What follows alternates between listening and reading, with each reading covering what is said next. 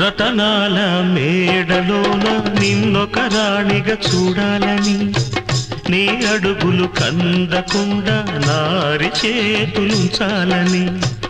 రతనాల మేడలోన నిన్నొక రాణిగా చూడాలని, నీ అడుగులు కందకుండా నారి చేతులుంచాలని ఎంతగా అనుకున్నాను. ఏమిటి చూస్తున్నాను, ఎంతగా అనుకున్నాను, ఏమిటి చూస్తున్నాను.